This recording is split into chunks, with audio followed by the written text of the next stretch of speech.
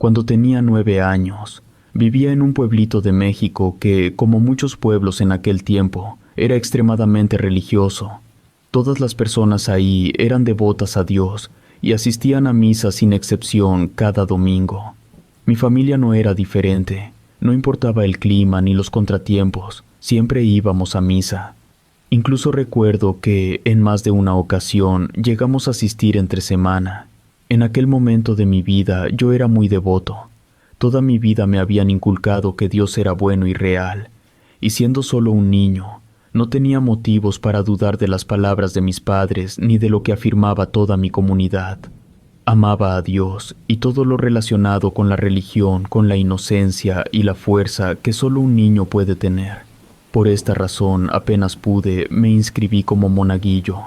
No había día en el que no quisiera hacer algo por la iglesia. Nuestro pueblo tenía al padre Jacinto, quien, siendo completamente franco, no solo era el mejor sacerdote que he conocido, sino también la mejor persona.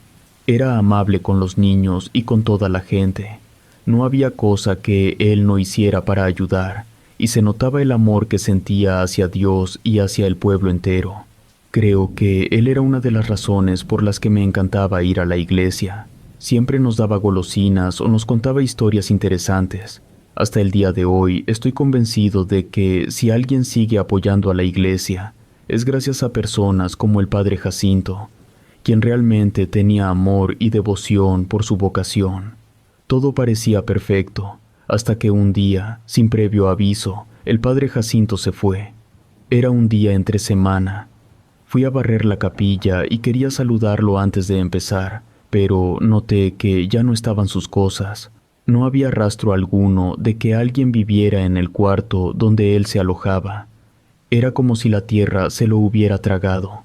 Corrí a contarles a mis padres, y luego de echar un vistazo junto con algunos vecinos, llegaron a la conclusión de que el padre Jacinto había recogido todo con calma y se había marchado por su propio pie. Yo no podía creerlo. No me parecía posible que el padre Jacinto se hubiera ido sin despedirse ni decir nada a nadie. Mi padre, por el contrario, no tenía dudas. Me explicó que los sacerdotes suelen ser transferidos con frecuencia y que tal vez, para no ponernos tristes, no nos había avisado. Me dijo que no me preocupara, que pronto llegaría un nuevo sacerdote. Aunque esas palabras me tranquilizaron un poco, la verdad es que me molestaba. Pero no había nada que pudiera hacer, y con el tiempo me resigné. Recuerdo exactamente el día en que llegó el nuevo sacerdote. Estaba jugando canicas con mis amigos al atardecer cuando vi a un hombre acercándose a nosotros. Era extraño, y no solo porque no lo había visto antes. En un pueblo tan pequeño, todos nos conocíamos y era fácil identificar a los forasteros, sino porque algo en él no parecía normal. Era muy delgado, casi enfermizo.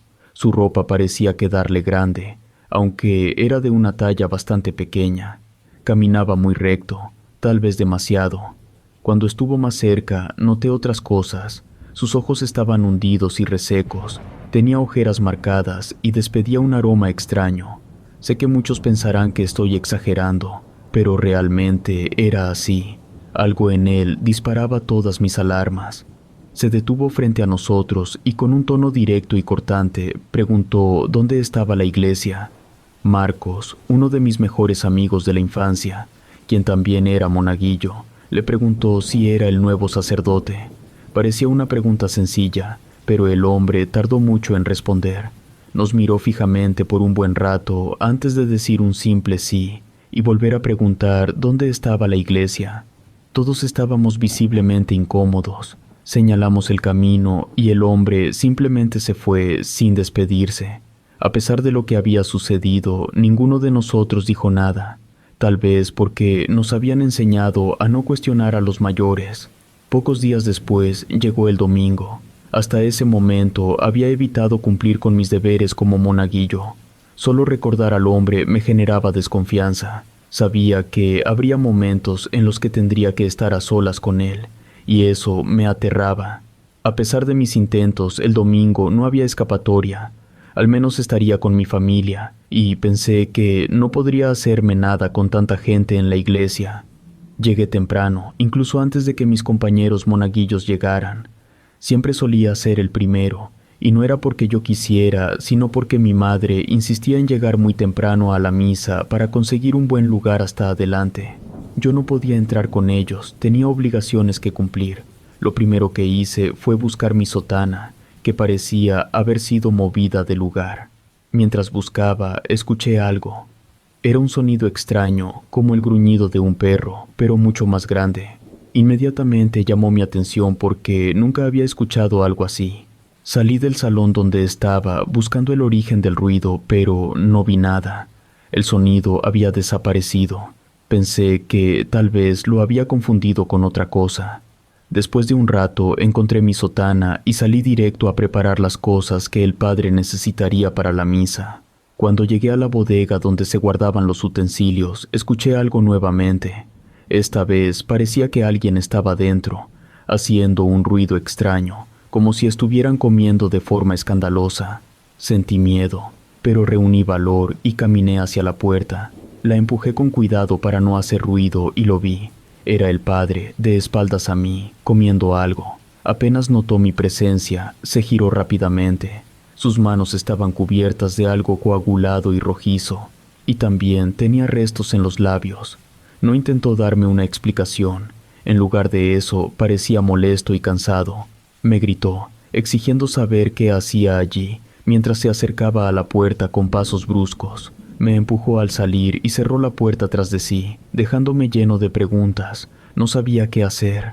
Tenía solo 9 años y no podía procesar lo que acababa de ver. No sabía si debía contarle a alguien. Unos 15 minutos después, el padre salió.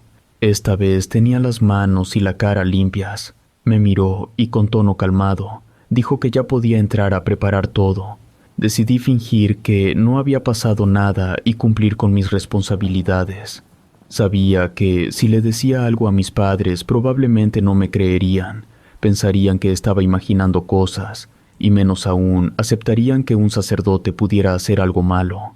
Ese día, después de la misa, el padre se presentó con cada una de las familias. Parecía amable y educado. Su nombre era Antonio, y confirmó que había sido transferido para reemplazar al padre Jacinto, tal como mi padre había sugerido, pero algo en él seguía disparando todas mis alarmas.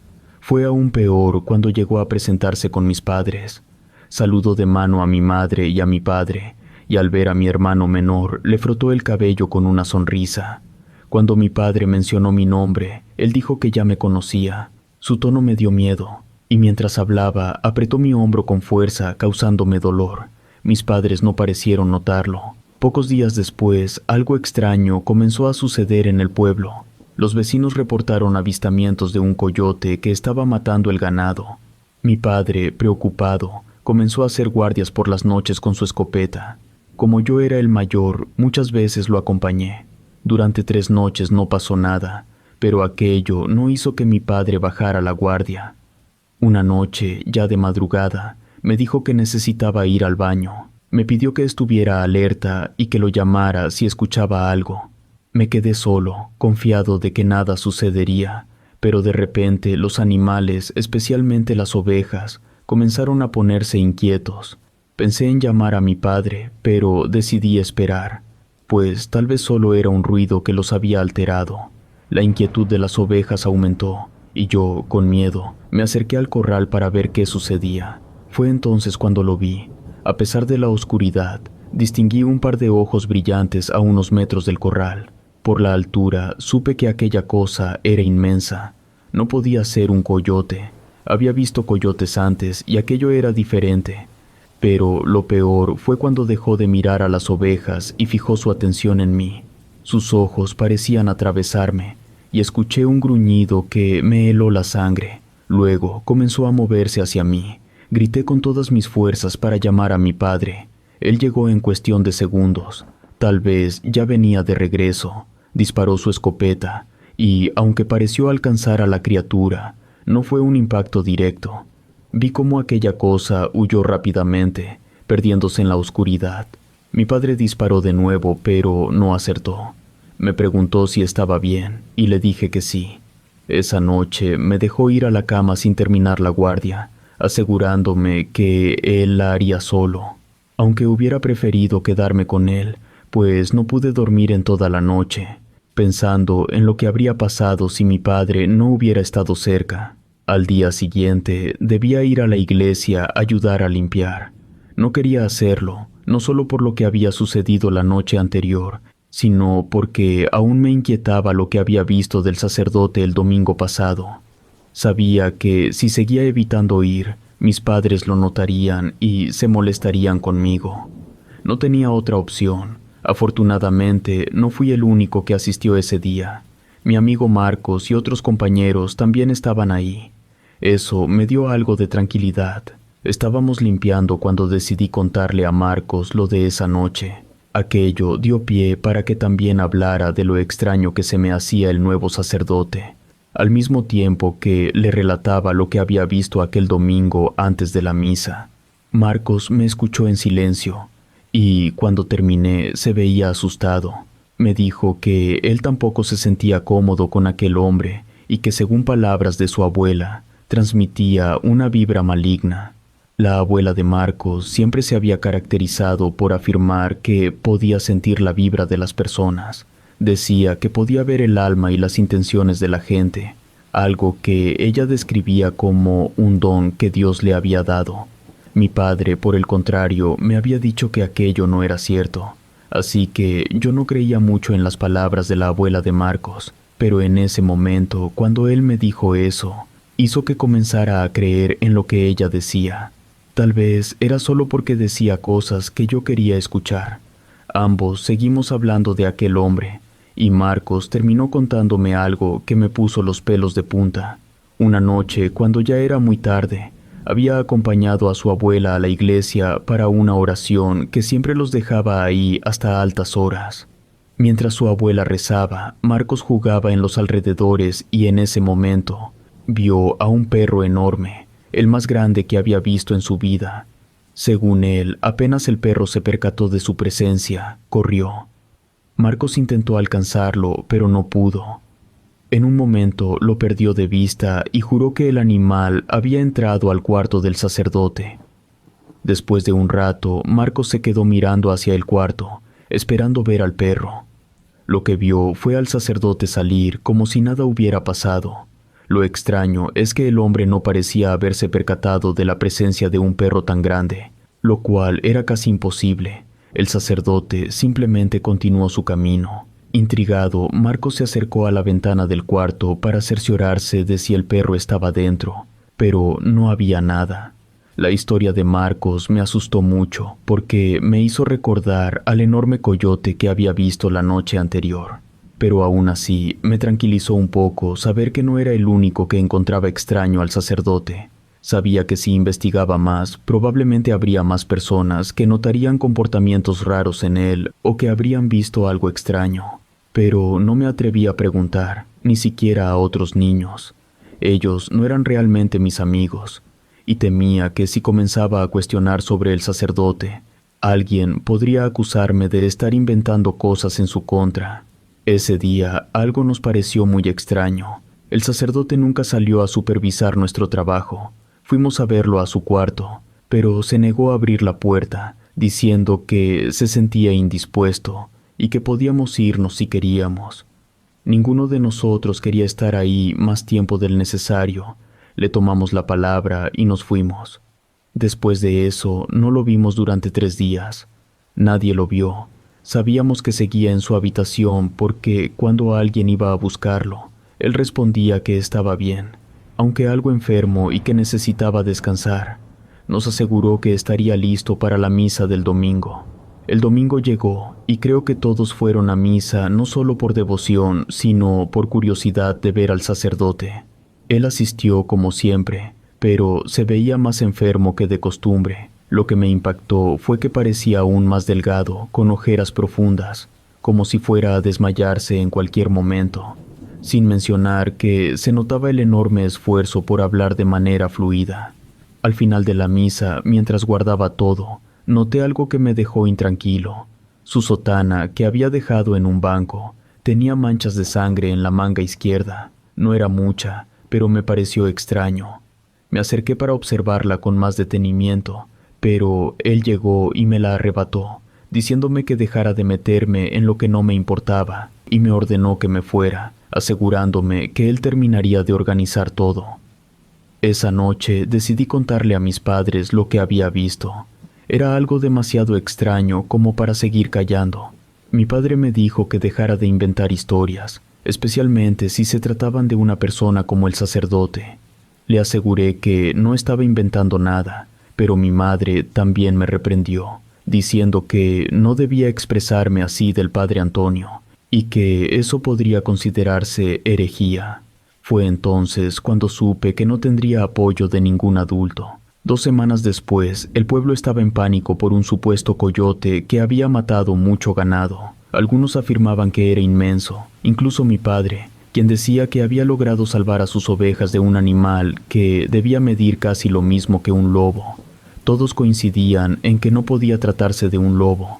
En nuestra región solo había coyotes. Otros pensaban que era un perro enorme. Pero nadie quería creer que un perro pudiera ser tan grande como para hacer aquello. Una tarde, mientras regresábamos de jugar fútbol, Marcos y yo escuchamos algo extraño. Era un ruido como si algo pesado estuviera siendo arrastrado. Miramos alrededor buscando el origen del sonido, hasta que vimos salir de unos arbustos a un perro negro enorme. Era la primera vez que yo lo veía, pero Marcos ya lo había visto antes. Me sujetó de la mano con fuerza, como queriendo correr, pero el miedo lo paralizó. El animal arrastraba un borrego muerto con una soga atada al cuello. Lo hacía con una facilidad que parecía imposible, incluso para un perro de su tamaño. Ambos nos quedamos ahí, sin poder movernos, observando aquella escena surreal. El perro pareció incluso sorprendido de vernos por ese camino a esa hora, más que nada porque aquel sendero de terracería no era muy transitado, y mucho menos al anochecer. Era un buen atajo para los niños que ya iban tarde a sus casas. El perro nos miró por un instante y nosotros estábamos paralizados por el miedo, o al menos yo, porque Marcos gritó tan fuerte como sus pulmones se lo permitieron pidiendo ayuda. Pudimos ver cómo cerca las casas comenzaron a encender sus luces. Se escucharon gritos y pasos de gente acercándose. El perro nos miró con rabia antes de soltar al borrego y tratar de escapar, pero la gente, ya muy molesta por la pérdida de su ganado, comenzó a seguirlo. Todo sucedió muy rápido. No fue una gran persecución. Muchos llevaban escopetas. Recuerdo claramente el sonido de un disparo, seguido por el llanto del perro y los gritos de celebración. Decían que le habían dado y que ya lo tenían. Corrí junto con la multitud y llegué casi al mismo tiempo que ellos. Fue entonces cuando el silencio reinó. En el suelo, donde el perro había caído, no había un perro. Estaba el sacerdote con una herida en las costillas. Respiraba con dificultad, como si estuviera dando su último aliento, y nos miraba a todos. Lo más horrible de todo era que algunas partes de su cuerpo aún parecían ser de animal. Tenía pelo en las manos y sus pies seguían torcidos como los de un perro. La gente estaba aterrada, creo que en shock. Pero el señor Ramón disparó un tiro más, esta vez directo a la cabeza del hombre, terminando así con todo. Después de eso, la gente no quiso enterrarlo. Decían que aquel hombre no merecía una sepultura sagrada, pues él no podía ser considerado sacro, así que lo quemaron. Creo que lo hicieron más por miedo, para asegurarse de que no pudiera resucitar de ninguna forma. Lo peor vino meses después, cuando nos enteramos de que el padre Jacinto nunca había sido transferido. No había ningún registro de ello. En su cuarto, debajo de la cama, encontramos sus cosas, y su cuerpo apareció un par de meses después, completamente destrozado, como si hubiera sido atacado brutalmente por una bestia. Estaba tan desfigurado que las autoridades no pudieron reconocerlo ni contactar a su familia. Nunca supimos qué pasó con él. Siempre me gustó imaginar que su familia lo reclamó y que tuvo un entierro digno, como se lo merecía. Después de aquello, mi fe comenzó a decaer. Hoy en día no creo en nada. Si un hombre tan malvado pudo entrar en algo tan sagrado como la iglesia, usar sin problemas los crucifijos y vivir bajo la mirada de Dios, entonces, ¿qué poder puede tener uno contra cosas así?